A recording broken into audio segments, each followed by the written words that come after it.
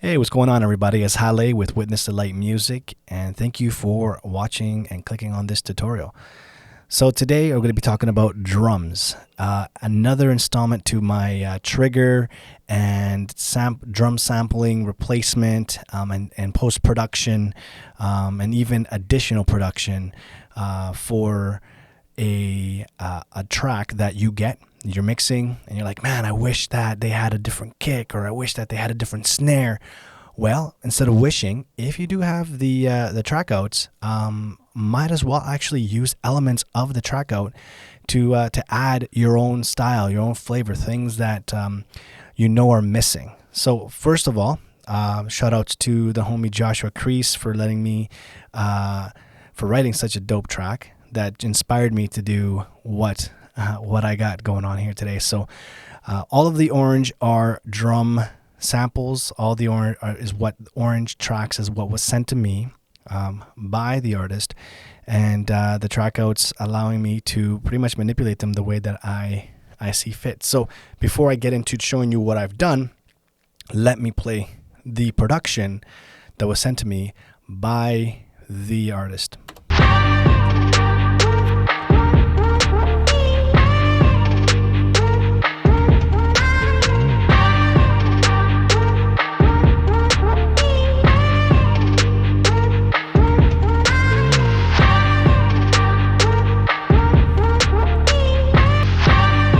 All right, so as you can tell, it's a dope beat. It's got a very driving drum kit. The double kicks with the double snares, and the double kicks and the double snares just kind of keeps that momentum going. So with that, we'll also show you then how and what he did vocally to the song. Let's check it out. Just veer around somehow, avoid the case. Can I hear about how you account for things? Like the laws of logic that you love to claim. Cause it's cool and all to say, then state your case. But how you ground that in reality? You've abandoned every system you could base on objective, true, subjective ain't the way. So listen here, let's talk about your system and how you walk it out. Can I hear about how you account for things? So obviously in the reference, some elements of the producer's instrumental mix are kind of going to drown out, or going to get kind of tucked back in the back because of certain parts of the vocal, or just maybe even the level, or certain different styles, certain different things that could happen that would make the snare kind of tuck back in the beat, and you can't really hear it, you can't really feel it, and I even the kick as well, I can't really feel the kick. So for me, first thing that I noticed was that, this is just literally the kicks that was sent. I'm going to show you now. Oh yeah, here, let me show you this.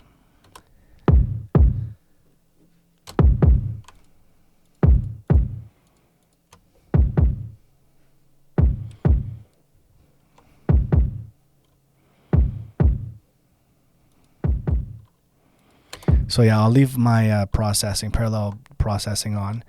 But yeah, that's the kick. That was what came in the beat.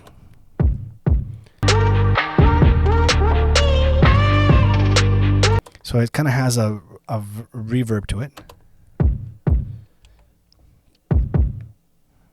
So then I did my processing with it. Some EQ, some saturation, some compression, and then my parallel kick to add some top end. I have some automation written there. So here I have a kick that for me wasn't cutting it. So let me show you what I did to the kick to make it punch. And I'll save the whole entire track to play that for the end, so you guys can hear the difference that we make process by process. So I didn't like that. So let's add a little bit again. I went into the trigger. This time I didn't need to filter anything out. I used Steven Slate's trigger. Use that kick. All right, here we go.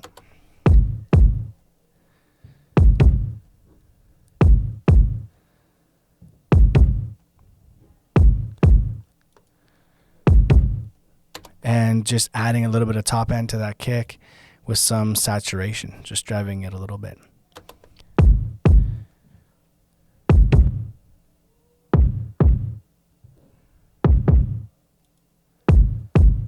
So you can already feel more power with that kick layered in there.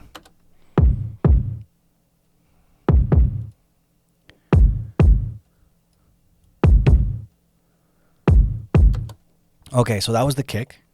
And then same kind of concept with the snare.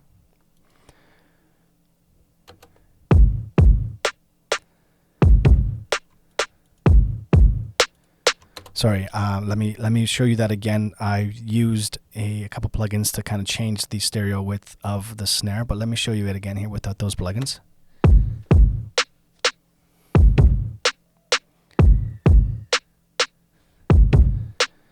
Okay, so very thin. Obviously, the volume could go up, but was it I'm looking for volume, or was I looking for I was looking for something a little bit more than just that thin snare. I was looking for something that was going to give me a little bit more power, a little bit more grit, and maybe a little bit more of the lower mids of the snare. So what did I do to this snare here? So that's with the EQ. This is without. Just brought up some of the lower mids in order to kind of get that thickness of the snare. And then I use this Haas. I think this is from the Slate bundle.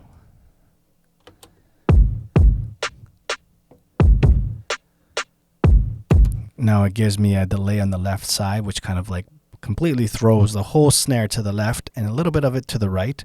I was looking for that. That's what I wanted. I wanted to give it some space because I knew that I was going to go in with with a trigger, with a sampled snare to trigger something a little bit more powerful, something that was going to sit in the center. So I also have a parallel snare channel. While I have you guys here, I'll show you what I do in that parallel snare.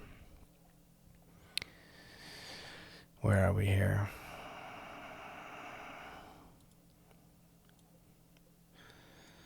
Yeah. Where is it? Parallel snare. Here it is. Sorry. So the parallel snare is first a filter, compression. This one I added R bass because I wanted some of a little bit more thickness, a little bit more lower mids to the snare sound. And then also an SPL transient designer just to give me a little bit more snap.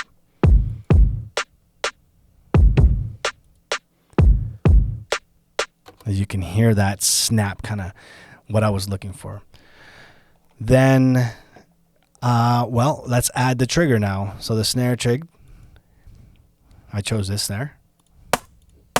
A little bit more kind of boxy. Sorry, by box I mean rim shoddy. And then with that came also some EQ. So let's hear what both of those sound like together.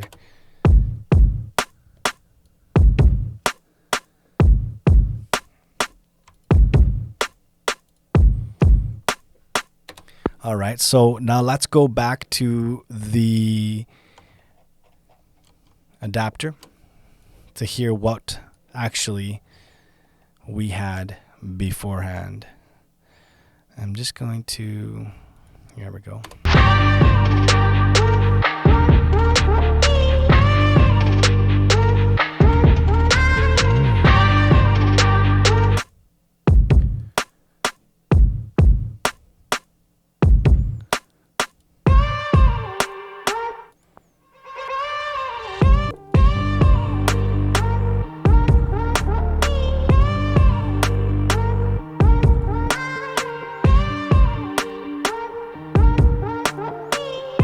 To kind of give you a vibe for what was happening there. So here we go. Here's the production reference. And then there's the drums that I worked on. So the drums a little bit more snappy, a little bit more center, a little bit even louder, but designed specifically to go with what I had. Now keep in mind that every time I go and I choose a trigger, a sample, I go into my refills, drums and percussion. some snares here, and pretty much this is literally how I do it.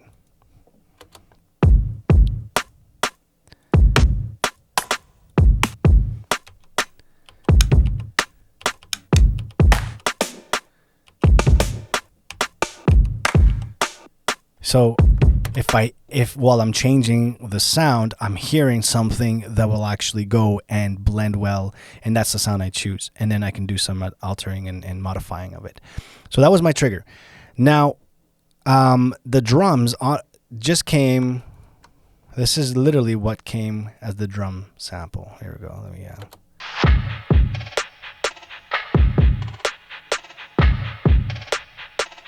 And then the kicks. And the snare. All right. So the hats, or this one specific sample here. Check it out. Let me mute now. Let's go over here, and let's start right here.